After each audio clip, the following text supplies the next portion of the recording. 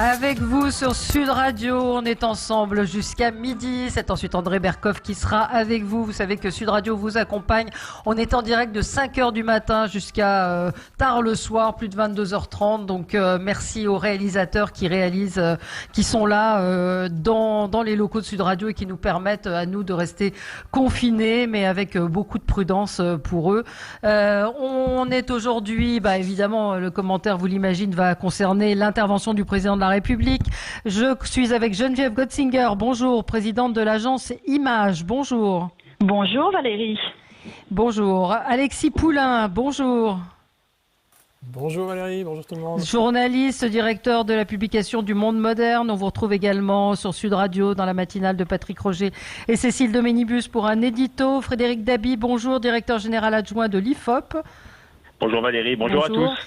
Et Gaspard Ganzer, bonjour, un petit nouveau dans notre team. On est ravis de vous accueillir, consultant en communication, et vous venez de créer votre société Gaspard Ganzer. Voilà, donc le président de la République qui a rassemblé hier, on le disait, pas loin certainement de 36 millions de téléspectateurs. C'est un record absolu. Je pense que les Français en attendaient beaucoup. On va y revenir dans un instant. Peut-être un petit tour de table sur ce qui a retenu votre attention dans cette actualité, peut-être hors discours d'Emmanuel Macron. Frédéric Dabi, commençons avec vous.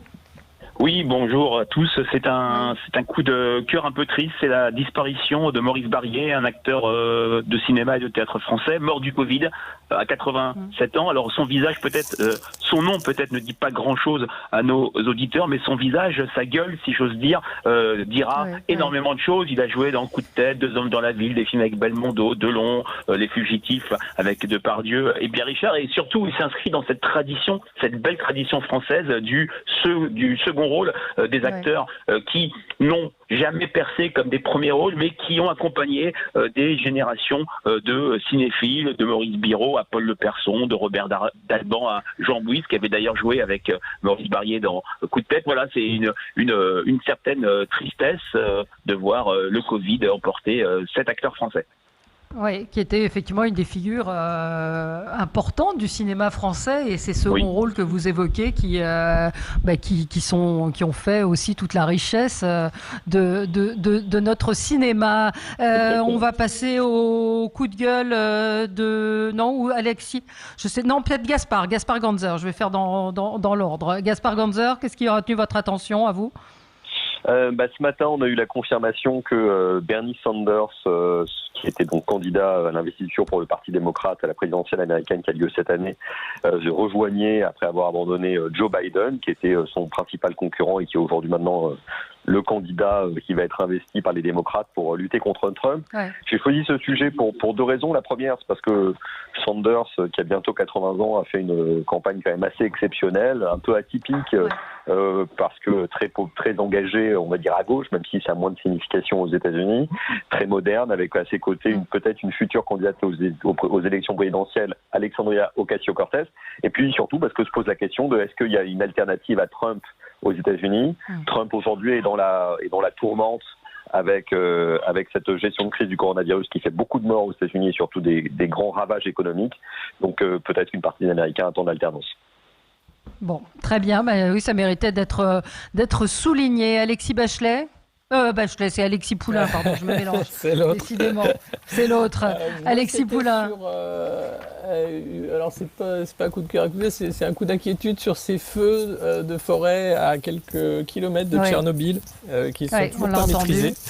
Et le risque évidemment d'avoir de nouveau des particules qui vont s'élever dans le ciel européen. Et puis si on parle de nucléaire, il y a la Corée du Nord aussi, pays soi-disant atomique, qui fait des tests balistiques en ce moment, chacun ses priorités, et qui a envoyé 2 missiles apparemment hier en direction du Japon pour faire des tests selon les renseignements de Corée du Sud. Voilà, donc le monde d'après se prépare, et ça risque d'être le monde d'avant dopé aux amphétamines, quoi. Oui, mais c'est vrai que Tchernobyl, on l'a entendu dans le flash tout à l'heure, c'est dans la partie qui est totalement déserte de Tchernobyl, où personne ne peut aller, que se sont déclarés ces feux. Donc c'est d'autant plus inquiétant puisque c'est une partie qui reste encore hautement contaminée visiblement.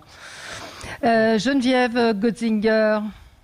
Alors, moi, je vais revenir au Covid-19 et on va du coup démarrer sur la communication du président, parce que moi, c'est un coup de gueule contre Christophe Castaner.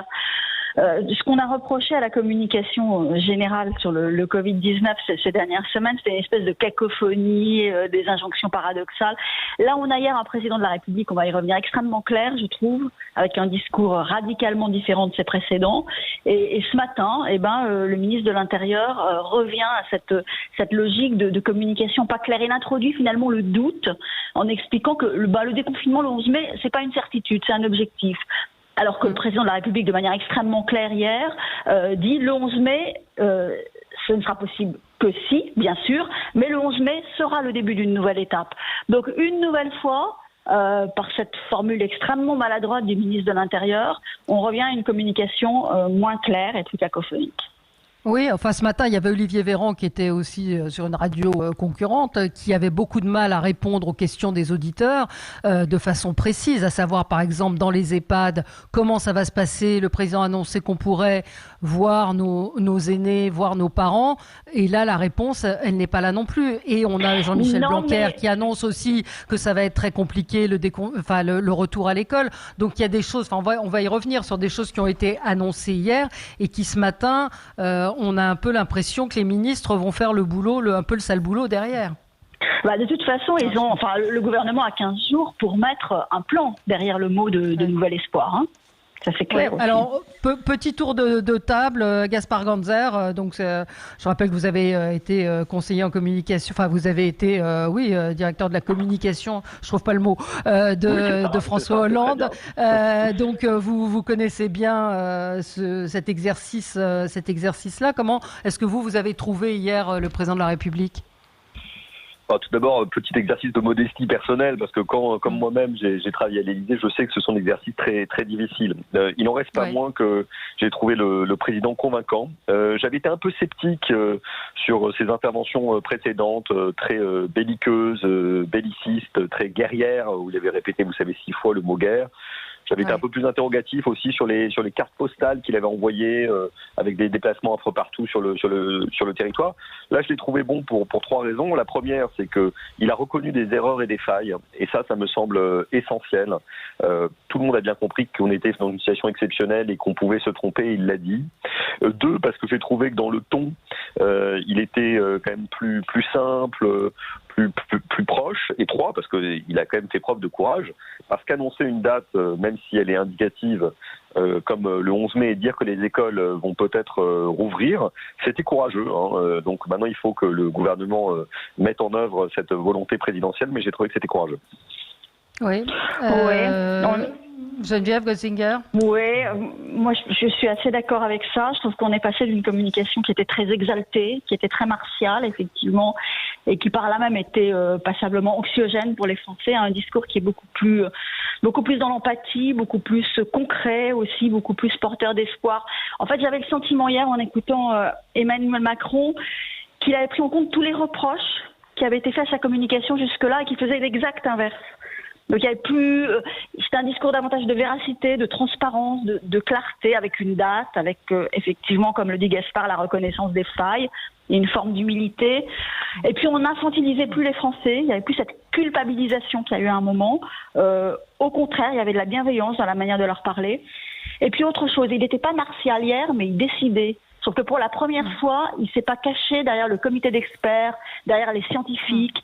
C'était le primat du politique. Cette date du 11 mai, c'est moi qui la décide, et je m'abrite plus derrière un discours de sachant pour décider. Voilà, le primat du politique. Ça m'a semblé, et de la décision qui est de son ressort, et il l'exprime d'une manière très claire. Alexis Poulain, vous ne serez forcément pas d'accord. Oui, il y a le fond et la forme. Non, alors il a fait un effort effectivement d'humilité, c'est difficile pour lui, donc il faut saluer l'effort de Jupiter, de pas dire pardon, mais de dire qu'il y avait des erreurs. Mais c'est un discours de dédouanement pour moi, parce qu'il se met à notre hauteur en disant « j'ai constaté comme vous des failles ». Jamais il ne met en cause sa responsabilité ou la responsabilité des pouvoirs publics dans cette pénurie, parce que qu'est-ce qui se passe? Pourquoi on est confiné si longtemps? Parce qu'on n'a pas de masque, parce qu'on n'a pas de test, parce qu'on a passé 2 mois à mentir. Et il est parvenu sur les mensonges. Mais rappelez-vous, Jérôme Salomon, devant les sénateurs, disait qu'il n'y avait pas de pénurie de masques le 26 février. On a eu les discours d'Agnès Buzyn, d'Olivier Véran. Tout était en ligne, tout était préparé. C'est faux, c'était des mensonges. Je ne reviens pas sur la porte-parole Sibeth Ndiaye qui racontait n'importe quoi sur les masques. Donc on est dans un discours de à la fois la gestion de pénurie pour faire croire que on a un cap, qu'on sait ce qu'on fait. Non, visiblement le 11 mai, ça rétropédale aujourd'hui. Et évidemment, les parents, les élèves sont inquiets de se dire mais qu'est-ce que je vais faire dans une école alors qu'on n'est pas préparé. Et les experts de l'INSERM, de l'OMS vous diront on ne peut pas déconfiner sans masque et sans test massif. Donc on continue de gérer la pénurie et on continue de tout faire pour ne pas être responsable. Donc oui, alors il s'est un peu calmé sur la guerre parce que ça ne prend pas. Les Français ne sont pas idiots. Ils ont bien vu qu'il n'y a pas d'ennemi invisible. Il y a un virus, il y a une crise sanitaire qui est très mal gérée. Et la communication, c'est pas que ça, quoi. Et hier, c'était encore une fois un discours pour dire ouais, c'était pas moi. J'ai fait ce que je pouvais, mais c'était pas moi. C'est faux. Regardez à nos côtés l'Allemagne qui va reprendre une activité bien avant nous, qui gère bien autrement. La Nouvelle-Zélande et d'autres pays dans le monde qui gèrent beaucoup mieux que la France. C'est pas tous les pays. Donc encore une fois, un discours pour mettre en avant son irresponsabilité dans ce fiasco monumental. Excusez-moi, je ne suis pas totalement d'accord. Oui, juste un mot Gaspard de Ganzer. C'est parce qu'il a quand même dit au tout début qu'il n'était pas prêt, que le gouvernement n'était pas prêt. Ouais. Donc cette phrase, il a reconnu qu'il y a eu un problème de préparation et de mise en œuvre dans la gestion de la crise. C'est juste ça que je voulais ajouter. Oui, il a dit nous n'étions certainement... oui, il a eu cette phrase-là. On va marquer une pause et Frédéric Dabi, on vous entendra, on entendra votre avis tout de suite après. 0826 300 300 vous attend également si vous voulez nous répondre. Beaucoup sur le Facebook de Sud Radio disent il ne m'a pas convaincu, des mots, etc. Donc on veut vous entendre également, vous auditeurs de Sud Radio. À tout de suite. Avec vous sur Sud Radio jusqu'à midi, 0826 300 300 pour vos réactions. Qu'avez-vous pensé de l'intervention du président de la République hier soir? J'ai une information sur Twitter. Le Haut de Paris nous dit qu'il y a eu une baisse de la consommation d'eau en France pendant les 30 minutes et que ça ne s'était jamais produit. Voilà, bon, c'est un petit détail, mais en tout cas, il y avait pratiquement 9 Français sur 10 qui regardaient la télévision qui étaient devant le président de la République. Alors Frédéric Dabi, votre analyse de cette intervention? Déjà, ma chère Valérie, je pense que ce n'est pas un détail. Qu'il y ait plus de 30 millions de personnes qui ont vu l'intervention du chef de l'État. 37 millions. 37 millions, on a tendance à dire, et je l'ai dit à plusieurs reprises sur vos antennes, qu'une intervention présidentielle ne change pas le rapport que les Français ont en termes de popularité ou d'impopularité. Il faut peut-être réviser ces fameuses classiques. Une intervention ratée pouvait se payer cash, et je ne sais pas si elle est ratée ou si elle est réussie, c'est pas à moi de le dire, mais elle était clairement en rupture avec ces 3 interventions précédentes qui étaient extrêmement monocorde, avec le ton martial, avec l'absence de reconnaissance des failles. Il a quand même, ce qui me frappe en termes de rupture, c'est qu'il a quand même reconnu, bien sûr, en mettant en avant que la France a fait face, que les Français ont su se réinventer toutes ces failles. Étions-nous préparés? On pense à l'armée française en mai 40. La réponse est non, pas assez. Il a parlé des différents dysfonctionnements. Le ton également était beaucoup plus modeste, ce qui a permis de peut-être abolir cette dissociation qu'ont fait les Français dans nos enquêtes d'opinion entre un président finalement assez déconnecté, parlant de guerre et envoyant des cartes postales, et un Premier ministre plutôt au front, dont on appréciait les prises des prises de position. Et puis voilà, est-ce que c'est pas aussi un déconfinement d'Emmanuel Macron lui-même quand il parle de planification, quand il parle de sortir des sentiers battus, et moi le premier? Je pense que ça a été une intervention qui va être relativement fondatrice, et le point majeur, c'est quand même qu'il a donné pour la première fois une projection, une perspective aux Français. On verra dans notre balise IFOP fiduciaire pour Sud Radio si le niveau d'inquiétude si fort depuis quelques semaines va un petit peu, je dirais, décélérer compte tenu de cette perspective du 11 mai. Je peux rebondir sur la planification, Geneviève, oui, allez-y. Ouais, le sentiment est quand même qu'Emmanuel Macron fait de la politique, et c'est normal, il fait toujours de la politique, et en se projetant dans l'après, c'est aussi son après à lui. Après, la question qu'on peut se poser quand même réellement, quand il parle de mots comme de planification, ce type de choses, ça va être sa légitimité à porter une politique radicalement différente de celle sur laquelle il a été élu, parce que qu'on le veuille ou non, les fondements du macronisme sont remis en question par cette crise, à la fois sur le plan comportemental du président, et puis à la fois sur les choix structurants qui ont été les siens depuis le début du quinquennat, et les choix structurants sur lesquels il a été porté au pouvoir également. Le modèle de société, la mondialisation, les délocalisations, la place de l'Europe, de la nation, le rôle de l'État versus les collectivités locales, enfin tout ça, l'importance des services publics. Est-ce que demain, quand on va reposer toutes ces questions, qu'elles vont être sur la table, qu'il va falloir relocaliser certaines productions vitales, qu'il va falloir recréer du lien, est-ce qu'il est le mieux placé? Alors, forcément, il se situe aujourd'hui dans une démarche très de consensus national, après avoir tenté de confisquer le débat politique quand même. Là maintenant, il le confisque plus, mais il essaie de l'étendre à l'ensemble des forces, à la fois politiques, économiques, sociales, dans une démarche très Conseil national de la résistance. Mais est-ce qu'il est le mieux placé pour porter ce message-là et cette politique-là, qui va être forcément différente? Gaspard Ganzer? Oui, c'est très difficile de savoir s'il sera le mieux placé, parce que de toute façon, Frédéric Dabi le dirait mieux que moi, mais le président de la République joue toujours le rôle de bouc émissaire, si ce n'est de paratonnerre en période de crise. Donc Nicolas Sarkozy après 2008, François Hollande après les attentats de 2015-2016 avaient malheureusement pu le constater. Mais pour rejoindre ce que disait Geneviève à l'instant, oui, il y a une inflexion politique qui est au moins dans les mots. Aujourd'hui, on verra si elle est dans les actes.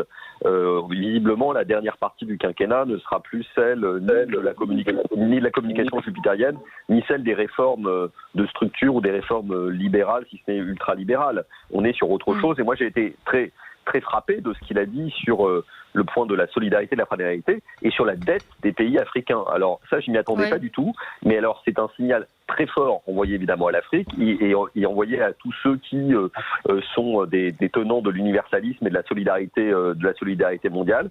C'était inattendu, mais moi ça m'a touché. Et comment vous le comprenez qu'il fasse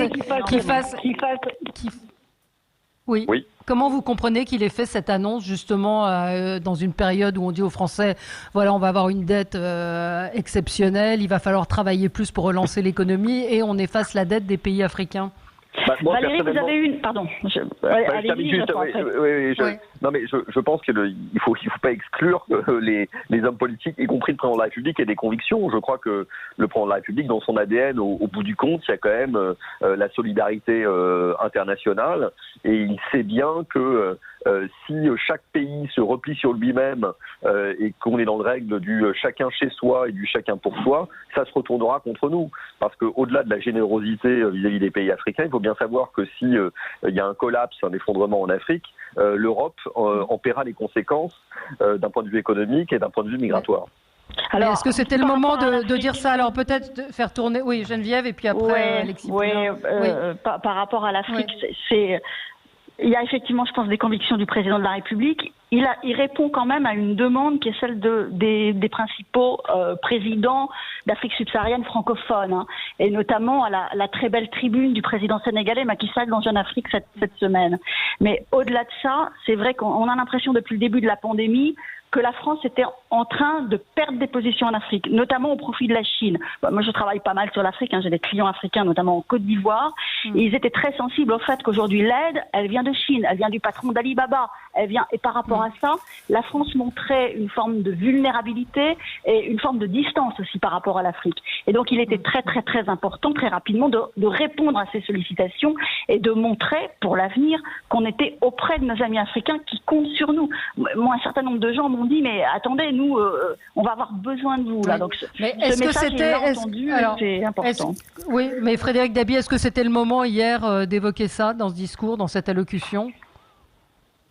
D'évoquer quoi, pardon, j'ai perdu votre parole. Excusez-moi. Je disais, est-ce que c'était le moment d'évoquer la dette des pays africains hier dans cette allocution où les Français attendaient des choses très concrètes sur leur vie quotidienne?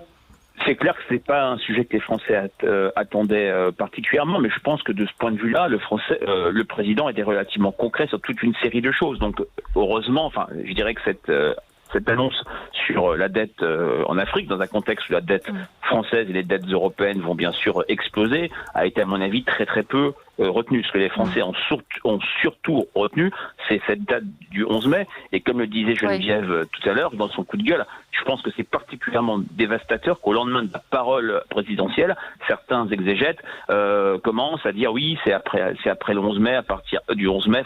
C'est quelque chose qui peut troubler l'opinion publique qui attend de plus en plus de la clarté. Je rappellerai que dans notre baromètre IFOP fiduciaire pour Sud Radio de suivi de la gestion du gouvernement de cette crise, l'item « Il communique de manière claire, a perdu 30 points depuis le mois de mars. On n'est plus qu'à 32%. Ah, effectivement. Et donc, vous pensez qu'il a communiqué clairement hier? Parce que, encore une fois, son message de dire les 11 mai, il y a beaucoup de questions ce matin. Je regardais un peu sur les réseaux sociaux qui disent, mais pourquoi il annonce le 11 mai? Alors, c'est un objectif, c'est ce que Christophe Castaner a dit ce matin. Mais est-ce qu'il a eu raison d'annoncer une date aussi précise? C'est ce qu'attendaient les Français maintenant. Du 1er mai, la transhumance du 1er mai avec la fin des vacances scolaires 4 mai, et ensuite le 8, 9, 10 mai, encore un grand week-end prolongé, où vous auriez pu avoir des envies de transhumance de personnes qui ont été quand même privées de liberté, enfin nous tous, pendant autant de semaines. Oui. Donc je pense que c'est pour éviter ces transhumances. Oui, il y a ça, il y a aussi... Alexis Poulain. Tout simplement, je redis, on est en train d'enfermer les Français dans une réalité qui n'est pas celle d'autres partenaires européens qui ont géré autrement. Oui. On nous dit le 11 mai parce que c'est une carotte, mais c'est extrêmement loin, mais on ne peut plus continuer de dire 15 jours. Tout simplement parce qu'on n'a pas les moyens de déconfiner. Et parce qu'on ne peut pas le faire dans des conditions sanitaires pour tous. Et dire même déjà un retour à l'école, ça pose extrêmement trop de questions. Ça pose beaucoup de questions. Sur la condition, bien sûr, en fonction de l'âge des enfants, en fonction de la distanciation sociale qui ne peut pas être respectée dans ces écoles. Donc on est sur... il faut que les Français rongent leurs freins. Et hier, il a bien évité quand même le sujet majeur, c'est la crise économique qui va nous arriver en pleine figure. Oui, et qui va être là d'une ampleur inédite. Et je ne vois pas comment... on peut faire abstraction de ça. Alors c'est des beaux discours, l'espoir revient, etc. Effectivement, il y avait quand même un peu de positif, mais rien comparé à la planification, à ce qu'attendent les entrepreneurs aujourd'hui, les petits patrons de PME, les restaurateurs qui vont pas rouvrir avant juillet, août peut-être plus tard. Pour eux, c'est la faillite assurée, sachant que les aides sont extrêmement difficiles à avoir et que sans une relance de l'économie d'une façon ou d'une autre, c'est la banqueroute de la France. On est en train de se rendre compte, nous les Français, et à nos dépens, qu'on est devenu un pays du Sud. On n'est pas du tout créditeur, on est débiteur. On pensait avoir le meilleur système de santé. Eh bien, il faut bricoler et multiplier dans l'urgence les liens en réanimation. Et puis, on voit bien qu'on n'a pas les moyens, en tant que puissance mondiale, de produire ces petits objets faits de plastique, d'élastique et de papier que sont les masques. Donc, il y a un vrai problème structurel sur la place de la France en Europe comme grande nation quand on voit, en comparaison, là où en sont les Allemands aujourd'hui. Oui, alors on va marquer une pause, on se retrouve dans un instant. Vos appels 0826 300 300 tout de suite. Avec vous sur Sud Radio jusqu'à midi, c'est le 10h midi. Vous retrouverez ensuite André Berkoff. Nous débattons avec Gaspard Ganzer, consultant en communication, Frédéric Dabi, directeur général adjoint de l'IFOP, Alexis Poulain, journaliste, directeur de la publication du Monde Moderne, et Geneviève Gotzinger, communicante et présidente de l'agence Image. Réouverture des écoles, qu'en pensez-vous? Cette date du 11 mai, comment l'appréhendez-vous? On attend vos réactions. On a Pierre qui nous appelle en ligne de Périgueux. Bonjour Pierre. Oui, bonjour tout le monde. Merci pour vos émissions. Merci. Alors, qu'est-ce que vous en avez pensé, vous, hier, du président? Écoutez, au niveau de la forme, il y a belle lurette que je ne crois plus aux paroles. Moi, je juge sur des actes. Donc, on nous raconte des histoires. Moi, je juge sur les actes. Mais c'est surtout au niveau, disons, de son attitude. Jupiter est descendu de son piédestal. Il avait un discours beaucoup plus posé, beaucoup plus timoré, beaucoup plus penaud, comme un enfant qui sait qu'il va se faire battre. Et j'ai l'impression qu'il se doute que le réveil social va être douloureux, très douloureux. Et là, il commence, disons, à revenir un petit peu en arrière et à s'excuser, à être moins prétentieux qu'il ne l'était au début. Voilà mon point de vue. Donc vous avez été plutôt convaincu par rapport à ce que vous dites de la parole présidentielle que vous ne croyez plus? Pas du tout. Non, pas du tout. Pour moi, c'est de la comédie. C'est quelqu'un qui sait qu'il va se faire taper sur les doigts et il commence à trouver des justificatifs. C'est pas moi, c'est les autres. Non, là, c'est quelqu'un. Je suis pas du tout convaincu. Au contraire, c'est du cinéma, c'est de la comédie pour moi. Absolument. C'est d'accord. Merci d'être intervenu, Pierre. Je vois un commentaire également sur Internet de quelqu'un qui dit. Le problème, c'est cette cacophonie d'explications mal travaillées au lendemain d'un discours clair. 2 jours de calme sur le terrain de la com auraient été vertueux à maints égards. Mais qu'est-ce que vous en pensez? Oui. Vous aviez Richard Ferrand qui se plaignait de justement tous ces commentateurs avant le discours, mais toutes les fuites viennent de l'Élysée. C'est une vieille communication, des vieilles ficelles, et ça, Gaspard pourra en parler, mais c'est pas la peine de faire ça. Il faut de la clarté, il faut arrêter de mentir. On est dans une crise sanitaire majeure, c'est plus de la politique politicienne. Et puis, il y a vraiment, effectivement, ce problème de légitimité qui a été soulevé. C'est très juste. Comment Emmanuel Macron peut être crédible alors que son programme était à l'inverse de ce qu'il faut faire aujourd'hui. Quand il parle de l'utilité des gens, il a été banquier d'affaires. C'est un métier à finalement utilité sociale négative parce que votre boulot c'est de faire des fusions-acquisitions et de mettre des gens sur le carreau pour tirer un maximum de profit des boîtes. Et là il est en train de parler de la valeur et de ces valeurs des gens utiles. Tout comme son programme sur les retraites où il était en train de détricoter les solidarités et là on voudrait nous vendre davantage de solidarité. Les ministres en parlent, Bruno Le Maire ce matin encore, etc. La légitimité elle est clé évidemment et on ne peut pas penser autre chose que c'est du théâtre et on est en train de voir ce numéro de trapèze volant qu'a fait Nicolas Sarkozy en 2008 pendant la crise financière pour essayer de sauver un système en essayant de prendre les habits des partis plus à gauche, des partis plus humanistes pour faire passer la pilule en disant on a compris cette fois-ci on ne fera pas les mêmes erreurs. C'est du théâtre effectivement et je crois qu'on ne peut pas faire confiance à Emmanuel Macron dans la gestion de cette crise. Il a prouvé par les mensonges répétés depuis le mois de janvier que c'était inacceptable et qu'il y avait une bande d'incapables en fait au sommet de l'État, c'est tout. Non, mais à sa décharge, c'est quand même, une crise pareille, une pandémie pareille, personne ne peut trouver les bonnes recettes tout de suite en termes de communication. C'est quand même horriblement difficile à gérer. Je suis d'accord avec vous, je l'ai dit moi-même, sur la légitimité à incarner après une politique différente. Ça va être très très très compliqué pour lui.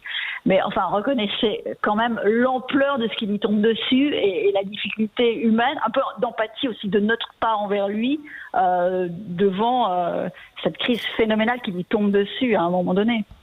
Elle nous tombe dessus. Oui. Lui est de responsabilité. Frédéric, non, c'est... Alors, Gaspard Ganzer ou Frédéric, je ne sais pas qui parle. Frédéric. Merci Gaspard, c'est sympa. Le discours d'Alexis est un discours d'opposant extrêmement dur et il est tout à fait recevable et on le retrouve dans de très nombreuses enquêtes d'opinion, mais il faut voir aussi qu'il y a un phénomène en ce moment qui est sans doute peu durable, qui est un phénomène de remontée assez forte de la cote de popularité du couple exécutif. Alors ça peut être vu comme une remontée mécanique dans un contexte où les Français font bloc autour de la figure nationale. Il y a quand même également dans nos enquêtes, notamment qualitatives, un discours d'exonération sur cette crise inouïe, inédite, hors norme. Ce qui n'empêche pas, en même temps, si je puis dire, une vraie focalisation sur l'impréparation et notamment sur cette question des masques. Le président a parlé des masques, il a un peu levé l'hypothèque, mais il n'est pas allé jusqu'à, parler d'une faute, ce que les Français ressentent de manière extrêmement forte. Donc l'opinion est assez ambivalente sur cette crise. D'un côté, confiance dans le couple exécutif, dans une logique d'union nationale, de l'autre regard très sévère sur la gestion de la crise au jour le jour, et absence de visibilité et de crédibilité de la plupart des oppositions. Alors, oui, Gaspard Ganzer, un complémentaire.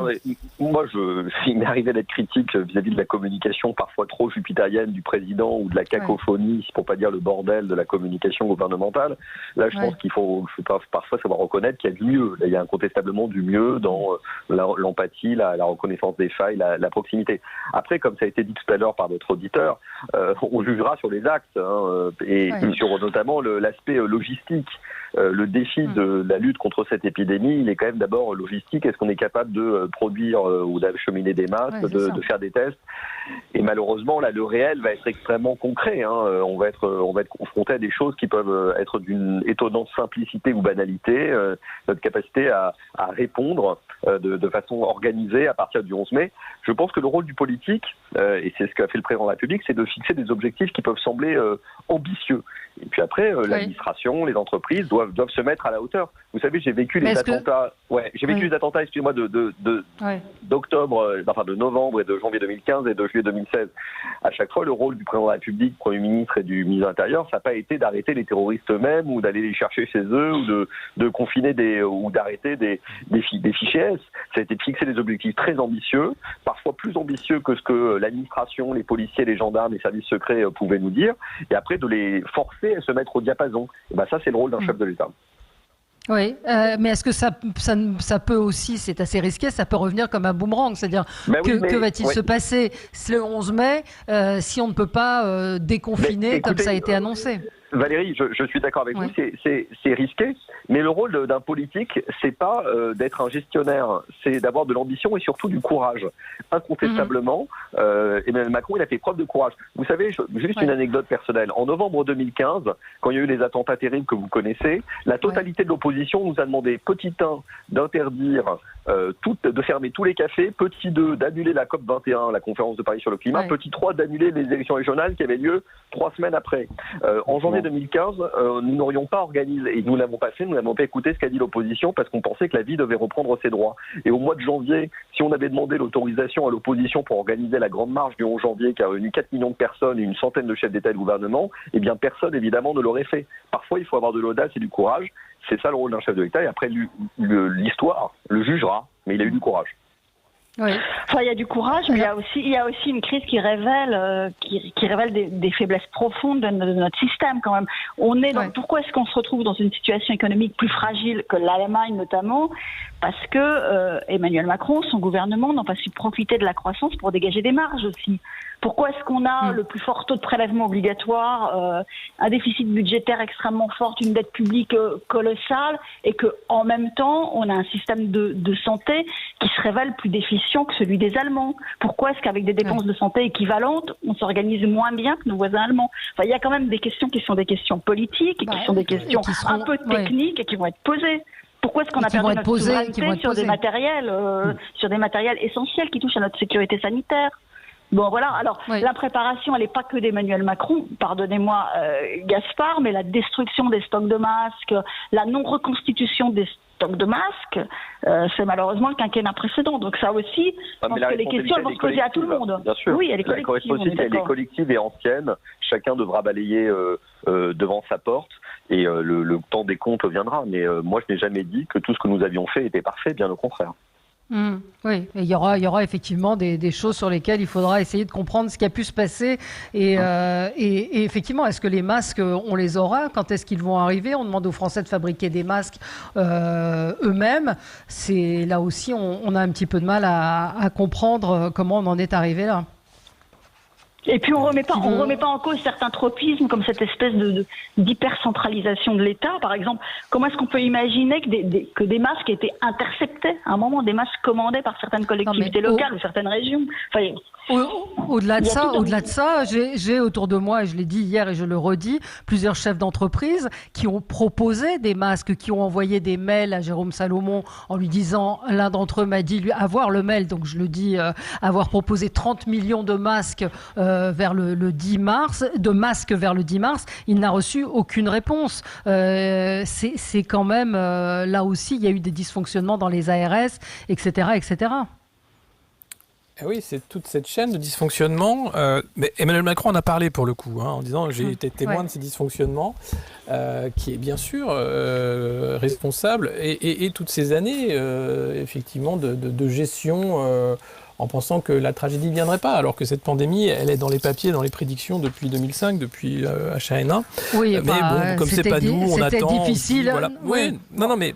Je veux dire, il y avait des plans. C'est difficile de prévoir que ça allait arriver comme ça aussi. Enfin, il y a eu le rapport de Michel Barnier, quand même, personne ne l'a lu, on l'a jeté à la poubelle, le rapport de Barnier. Mais tous les rapports ont été jetés à la poubelle, rapport de l'INSERM, de SIEP. Vous aviez un rapport de pandémie grippale excellent, où le masque était central dans la stratégie. Et puis, qu'est-ce qui se passe quand arrive le Covid-19 ? Vous avez un rapport Covid-19 écrit en janvier, dans la précipitation, où on gomme toutes les références au masque, notamment dans les métiers de contact. Tout simplement parce qu'on n'en a pas. Ça, par exemple, c'est criminel. Voilà. C'est simplement dire, on va mentir, on va enlever les masques en disant que c'est pas si important que ça dans une gestion de pandémie, c'est faux. Et ça, je pense qu'il va falloir effectivement se pencher sur les responsabilités, et celles-là sont aujourd'hui et maintenant, au-delà de ce qu'a été de la destruction des stocks, etc. Donc le côté on n'était pas préparé, ça c'est un fait. Le côté on n'a pas répondu comme il fallait, ça c'est évident, on paye nos 2 mois de retard. Allez, je voudrais qu'on parle des écoles. On a un auditeur en ligne avec nous. Bonjour, c'est Gilles qui nous appelle de Volvic. Bonjour. Bonjour, merci de prendre mon appel. Je vous appelle au sujet de la réouverture des écoles, que je trouve complètement incohérente. par rapport à ce qui va se passer. On ferme par exemple les restaurants, on continue à fermer les bars, etc. Dans un restaurant, dans un bar, on y reste quoi, 2 heures? Et là, on va laisser les enfants rester ensemble pendant 8 heures de temps? Je vois pas vraiment où est la cohérence. Ça me paraît invraisemblable. En plus, bon, c'est du point de vue pratique extrêmement compliqué à mettre en place parce que les plus petits, c'est difficile de leur faire comprendre, et puis les plus grands, il y en aura toujours qui feront de la provoque. Et donc les gestes barrières, pendant des semaines et des semaines, on nous a rabâché les gestes barrières, etc. Comment voulez-vous les mettre en place dans des classes où on est à 35? Ensuite, pendant ce temps, on a travaillé beaucoup sur l'écrit, c'est sûr, pendant l'école à distance. Donc maintenant, tout l'intérêt de revenir en cours, c'est de faire de l'oral. Allez faire de l'oral avec un masque sur la bouche et vos 35 élèves, tous un masque sur la bouche. Je vois pas trop comment on va faire. Et puis enfin, le dernier point, c'est la sécurité. Comment on va faire pour être en sécurité par rapport à ce virus? On nous explique qu'on n'aura pas de tests et de matériel suffisant d'ici juin. Tout simplement, faut laisser les écoles fermées tant qu'on n'a pas tant qu'on n'est pas protégé. Enfin, moi, ça me semble invraisemblable qu'on recommence. Vous avez des enfants? Écoutez, moi, oui, je me pose la question. Et puis, moi, je travaille aussi dans ce milieu-là. Donc, je me dis, mais comment on va faire pour respecter tout ça? Comment on va faire pour être en sécurité pendant toute cette période? C'est pas parce qu'on a été fermés les premiers qu'il faut qu'on rouvre les premiers. Hein. Ça me paraît invraisemblable. Mais c'est vrai qu'il y a beaucoup de parents qui s'interrogent et beaucoup de commentaires, je vois sur Internet, qui disent oui, c'est pour que les gens puissent retourner travailler, en gros. Et pourquoi, la question qui revient, c'est pourquoi laisser les bars, restaurants, hôtels, salles de concert et cinéma fermés et laisser rouvrir les écoles? Parce qu'on y reste bien plus longtemps. Non mais Gaspard Ganzer, peut-être. Oui, j'ai le. Alors, vous savez que je vais pas prétendre à l'objectivité parce que j'ai moi-même 4 enfants. Vous avez des enfants, oui, c'est ça. Oui, j'en ai 4, entre 5 et 10 ans, avec lesquels je suis confiné avec ma femme à Paris depuis 5 semaines. Je les adore, je les aime, je leur fais des devoirs tous les matins. Et j'ai un respect éternel pour les enseignants qui continuent de nous envoyer des devoirs à faire de façon extrêmement efficace. Évidemment, on peut toujours s'interroger sur pourquoi est-ce qu'on ouvre les écoles et pas l'enseignement supérieur, pas les bars, etc. Mais je pense qu'il y a un moment, il faut que la vie puisse reprendre ses droits. Alors évidemment, ça va être un défi sécuritaire, logistique, considérable. Mais je peux vous dire que, pas tellement pour moi, parce que moi je suis très heureux comme ça, mais pour mes amis autour de moi et les gens que j'entends, je peux vous dire que pour beaucoup de parents, ça va être aussi un soulagement de pouvoir reprendre une activité professionnelle, de pouvoir recréer de la valeur. Quand vous êtes entrepreneur, quand vous êtes artisan, quand vous êtes chef d'entreprise, quand vous êtes à votre compte, quelle que soit la profession que vous faites, vous ne pouvez pas travailler, c'est faux, avec 1, 2, 3, 4 enfants à domicile. Et vous n'êtes pas professeur. Votre métier n'est pas d'être enseignant. Enseignant, c'est un métier. Et c'est bien que les instituteurs, les professeurs des écoles, les professeurs du secondaire puissent reprendre le relais à un moment donné parce que, évidemment, ce sont les enfants qui ont le moins de bagages culturels, socio-économiques, sans faire du mauvais Pierre Bourdieu, qui souffrent le plus des inégalités à l'heure actuelle. Oui, qui veut répondre à ça? 100% d'accord avec ce qui vient d'être dit. Les parents ne peuvent pas se substituer sur le moyen terme aux enseignants dans l'éducation des enfants, en tout cas pour ce qui concerne l'éducation scolaire, bien sûr. C'est là, comme l'a dit le président de la République de manière très juste hier, que les différences sociales et l'impact des différences sociales sont le plus fortes. Et puis oui, c'est pas un gros mot de dire qu'il faut se remettre à travailler. Pardon, on a déjà perdu pourquoi maintenant PIB, oui, mais pourquoi maintenant? Pourquoi maintenant? C'est la question qui revient. C'est-à-dire pourquoi maintenant? Il y a beaucoup de médecins qui disent attention, il va y avoir un rebond, il va y avoir une deuxième vague. Donc il y a un moment où on a respecté ce confinement qui a porté ses fruits. On va relâcher un petit peu la pression et il y aura vraisemblablement une deuxième vague. Donc on privilégie, on a décidé au bout d'un moment de privilégier l'économie à la santé. Mais l'économie, non, privilégiez pas l'économie à la santé. La crise économique, ça peut provoquer des dégâts sanitaires encore plus importants. On peut avoir un effondrement total de l'État, on peut avoir une faillite, on peut avoir des répercussions sur toute une politique sociale et politique de santé. Non. On n'a pas entendu Frédéric. Frédéric Dabi. Alors, c'est vraiment en fait intéressant dans le discours spontané des Français sur le Covid-19. Ouais. On a eu d'abord une focalisation majeure sur la crise sanitaire, sur l'inquiétude pour soi, sur l'épidémie.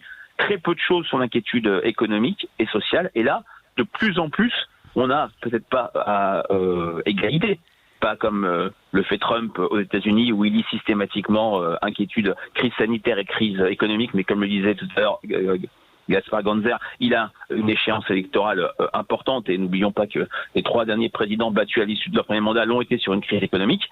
Là, de plus en plus, les Français redoutent une inquiétude économique et sociale. Et c'est vrai que le retour à l'école, même si toutes les remarques, je suis pas spécialiste du tout, que j'ai pas d'enfant, mais ce qu'a dit votre auditeur me paraît frapper au coin du bon sens, sur les gestes barrières, sur la question de l'oral, tout ce qu'il a été dit, mais il y a aussi, je pense, de manière plus forte, l'idée que la vie doit continuer, la vie doit reprendre. Alors, comme je rebondis aussi sur ce qu'a dit Geneviève. Oui, il faut dire qu'il faut revenir au travail. Bien sûr, les Français le veulent, ceux qui le peuvent. Il y a 8 millions de Français, je crois, en chômage partiel. Est-ce qu'ils vont tous revenir au plein emploi? Sans doute pas. Dans ce cadre-là, les conséquences économiques de la crise sur l'emploi n'auront rien à voir avec celles de la crise de 2008-2009, puis celle des crises des dettes souveraines. Donc oui, je pense que cette logique que la vie doit reprendre va être majeure chez les Français, ce qui ne va pas empêcher des inquiétudes très fortes, je pense, chez les parents d'élèves. On le verra dans nos prochaines enquêtes. Oui. Alexis. Et puis beaucoup de Français travaillent déjà, Valérie, les plus fragiles, les plus humbles, les moins bien payés en général, ceux qui ne peuvent pas faire de télétravail, ils travaillent déjà cela. C'est bien ça en fait, on voit l'importance sociale de cette crise où finalement dans son discours aussi hier soir c'était un merci à tous ceux qui sont en deuxième ligne au-delà des soignants et qu'on ne voit pas habituellement, les éboueurs, les caissières, les caissiers, les caristes, les transporteurs, etc. Et il y a bien un problème, parce que oui, demander aux gens de retourner au travail, il faut garder les enfants, mais il faut pour ça assurer la sécurité de tous. Or, on a l'impression que ça se fait un peu en disant, bon, on verra où on en sera. Alors, le 11 mai, maintenant, on sait très bien que c'est une cible, c'est pas une date dans le marbre, et puis on va voir quels sont les effets de la stratégie de confinement, mais on est coincé simplement parce qu'on n'a pas préparé cette crise sanitaire au moment où on aurait pu. C'est-à-dire les commandes de masques, on pouvait les avoir. On pouvait les avoir en février, en mars, si on avait appuyé sur les bons boutons à ce moment-là. Les tests, c'est une autre affaire, mais pour les masques, c'est clair qu'on a énormément de retard pour organiser un déconfinement dans de bonnes conditions. Donc on est coincé parce qu'on attend des commandes qui n'ont pas été passées à temps. Allez, on se retrouve dans un instant avec vous sur Sud Radio 0826 300 300. À tout de suite. De retour sur Sud Radio avec vous, avec Geneviève Gotzinger, Alexis Poulain, Frédéric Dabi et Gaspard Ganzer. On a en ligne avec nous une auditrice qui voulait réagir. Elle est avec nous, je n'ai pas son nom. Bonjour. Barbara. C'est Barbara. Bonjour Barbara. Qu'est-ce que vous voulez nous dire? Bonjour à tous. Alors, j'ai été très attentive à tout ce qu'a pu dire Emmanuel Macron et malheureusement, bien que j'ai essayé de n'avoir aucun préjugé d'être très neutre, j'ai un ras-le-bol de la communication. On ne veut plus de communication, on veut de la gouvernance. Avec de la gouvernance, on aurait des tests, on aurait des masques, on aurait des respirateurs, on aurait certainement le personnel médical qui ne serait pas en train de s'épuiser. Et Macron, finalement, se sert de mots et de postures simplement pour noyer les faits. Alors, moi, par exemple, quand j'entends dire qu'il faudrait qu'on annule la dette de l'Afrique, ça, ce sont des grands mots. Ce sont des grands mots pour impressionner les gens, peut-être même pour se préparer un électorat. Après tout, les élections présidentielles ne sont pas dans 10 ans. Et si vous voulez, moi, ce qui m'inquiète, c'est qu'on veut annuler la dette de l'Afrique, c'est très bien. Je vous dis, c'est grand, c'est beau, mais qui va annuler la dette de la France? Parce qu'il y a toujours quelqu'un qui paye quelque part. Et là, qui est-ce qui va payer? Ce sont les Français. On est déjà surtaxé. On a déjà tout le secteur du tourisme, tout le secteur, disons, de la petite industrie, mais qui va s'en prendre plein la figure. Et qu'est-ce que va faire M. Macron? Quelle taxe va-t-il encore inventer? Quelles restrictions à nos libertés? Là, je crois qu'il joue avec le feu. Il ne se rend pas compte qu'il faut peut-être moins être dans la posture et un peu plus dans la gouvernance. Alors, l'autre jour, j'écoutais, je crois que c'est chez vous, M. Guérini qui parlait d'humilité. Dans son intervention, il a dit au moins 10 fois le mot humilité. Là encore, ce n'est qu'un mot. Moi, je crois que cette humilité, il faut la traduire dans des actes et il faudrait que l'argent de la France, le peu qu'il nous reste, servent déjà maintenant, surtout pour tout ce qui est le secteur médical, pour éviter que la crise sanitaire prenne encore une ampleur supplémentaire, parce que c'est ce qui nous pend au nez. Notamment avec le retour à l'école le 11 mai. Parce que j'ai trouvé cette mesure dépourvue de sens. Et vraiment, à tous les niveaux, j'ai vu encore et toujours cette attitude théâtrale de M. Macron qui refuse d'admettre peut-être, c'est triste pour lui, je le déplore pour lui, mais qu'il n'est pas un grand homme. Il a voulu être président, mais il n'a pas la carrure d'un président. Bon, bah écoutez, c'est très très précis, très carré, en tout cas dans votre intervention, et ça reflète beaucoup de commentaires qu'on peut avoir sur les réseaux sociaux. Emmanuel Macron hier a dit nous devons nous réinventer, moi le premier. Alors peut-être une réaction à ce que vient de dire notre auditrice Barbara. Oui, sur la statue. Allez-y. Oui, alors Alexis, c'est Alexis, je sais pas. Non, Gaspard, Gaspard Ganzer, allez-y. J'y vais. Non, mais ce que dit votre auditrice est sincère et en plus argumenté. Je pense que ça reflète ce que pensent beaucoup de Français, pour lesquels finalement, peu importe ce que peut dire le président de la République, ils ont fait une croix dessus. C'est terrible. Il est arrivé la même chose à Nicolas Sarkozy à un moment donné, à François Hollande à un autre moment. Finalement, Macron peut se débattre. Il y a une partie de la population qui est en défiance de façon durable. Il faut admettre que quand on décide de devenir président de la République, on ne le fait pas pour être aimé et être accepté de tous. En fait, on a un job à faire, et là, le job du président de la République, c'est de produire des masques, des tests et des mesures de confinement efficaces. Finalement, peu importe la communication. La seule chose qui va compter, c'est sa capacité à nous sortir de cette crise avec d'autres, au niveau international, et surtout à agir d'un point de vue économique. Et d'ailleurs, j'ajoute un très bref mot là-dessus. Moi, je n'accepte pas qu'on distingue d'un côté la santé, de l'autre côté l'économie. Je pense que c'est un mauvais raisonnement. Évidemment, l'économie, si le chômage est à 25% en France et que les plus pauvres n'ont plus de quoi manger, eh bien évidemment les conséquences sanitaires seront considérables, et elles sont déjà d'ailleurs considérables. Donc ne disons pas que si on veut rouvrir les écoles, c'est pour favoriser les patrons. Non, c'est pour favoriser l'ensemble des Français, ceux qui travaillent, ceux qui ne travaillent pas, ceux qui ont des entreprises et ceux qui sont salariés. Ouais. Alexis Poulain.